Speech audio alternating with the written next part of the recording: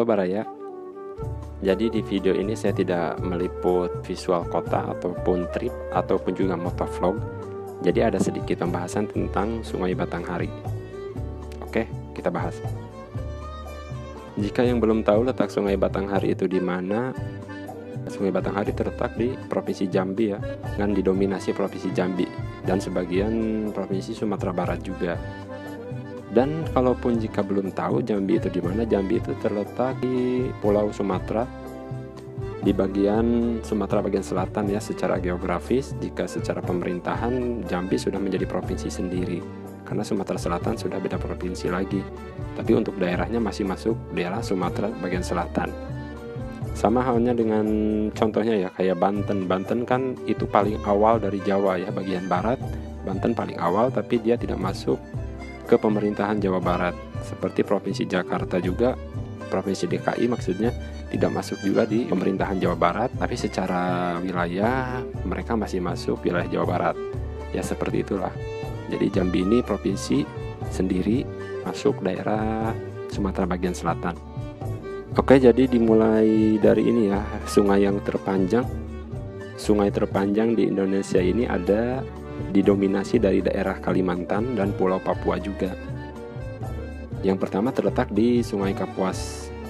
Mungkin udah pada tahu kawan-kawan, Sungai Kapuas terletak di Kalimantan, dan Sungai Mamberamo di Papua, Sungai Barito Kalimantan juga, Mahakam Kalimantan juga, Sungai Digul di Papua, dan Sungai Taritatu di Papua juga. Itu 4 paling panjang ya di Indonesia ini, didominasi Kalimantan dan Papua.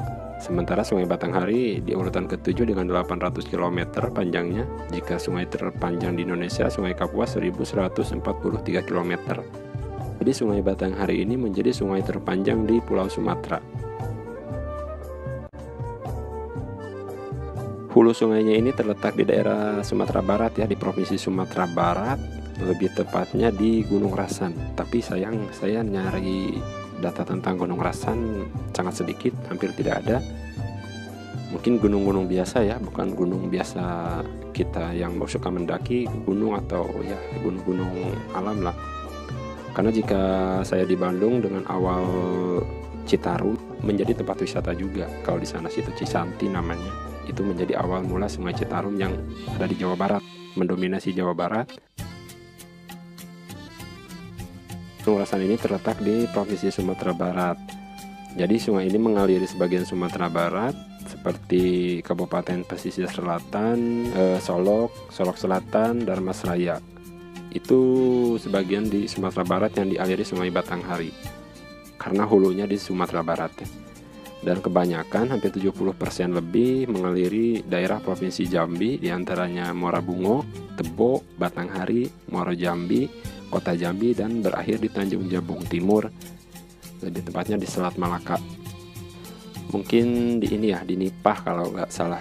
Kalau salah pengetahuan saya sih di Nipah. Next lah saya ke Nipah, pengen tahu ujungnya Jambi seperti apa. Jadi Tanjung Jabung Barat mungkin tidak teraliri dengan Batanghari ini, juga Sarolangun, Bangko, ataupun Kabupaten Kerinci juga. Sepertinya ya, kalau salah mau diralat ataupun dikomen juga.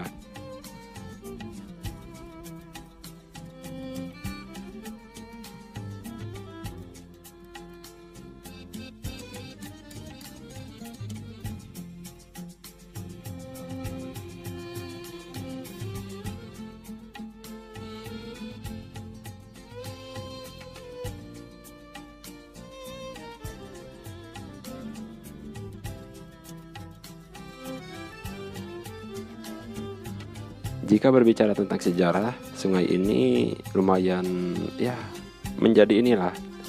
Sungai ini menjadi sangat penting zaman dulu, pusat jalur perdagangan yang waktu kerajaan Sriwijaya dan kerajaan Darmasraya diantaranya.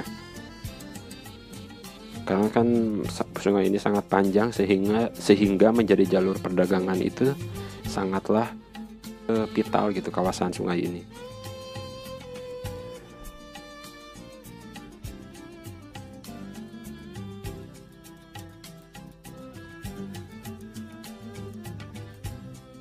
Dan juga sempat ada berita tentang pengerukan sungai karena ketika sungai ini mengalami curah hujan yang tinggi, karena pendangkalannya semakin memendek, itulah pendangkalan terus, sehingga airnya selalu melimpah ke lingkungan ataupun ke pemukiman-pemukiman biasa, juga ke kebun-kebun warga sehingga membanjiri.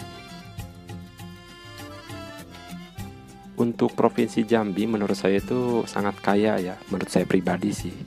Misalnya ini dengan sungai terpanjang di Sumatera, ada juga dengan kebun teh di Kayu Aro ya, itu menjadi kebun teh terluas di Asia Tenggara kalau nggak salah. Bahkan sampai tehnya diekspor ya, diekspor ke luar negeri. Gunung juga tertinggi di Sumatera dan salah satu merapi teraktif di Indonesia yang tinggi juga salah satunya. Juga ada Candi Muara Jambi, candi yang kompleksnya terluas di Asia Tenggara. Jadi untuk kebudayaan dan juga geografis alamnya ini kan Provinsi Jambi cukup kaya ya dengan alam.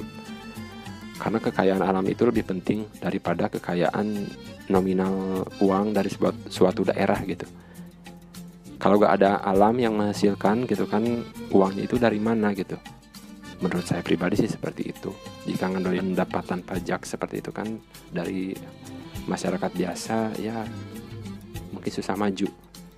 Tapi jika alamnya melimpah dengan kekayaan alam, dan jika dikelola dengan bertanggung jawab, tidak seenaknya gitulah mengelola alam, sehingga kalaupun dikelola bertanggung jawab pasti nantinya menghasilkan yang bermanfaat bagi semuanya, entah itu warga, entah pemerintahan, entah alam itu sendiri.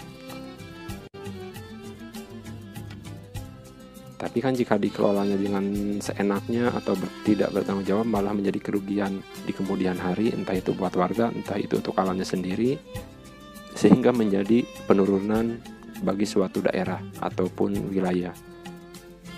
Itu pendapat saya sih. Untuk Provinsi Jambi cukup kaya dengan alam, tinggal sumber daya manusianya yang ditingkatkan untuk mempromosikan Provinsi Jambi ini, dan juga mengelola dengan bijak dan bertanggung jawab.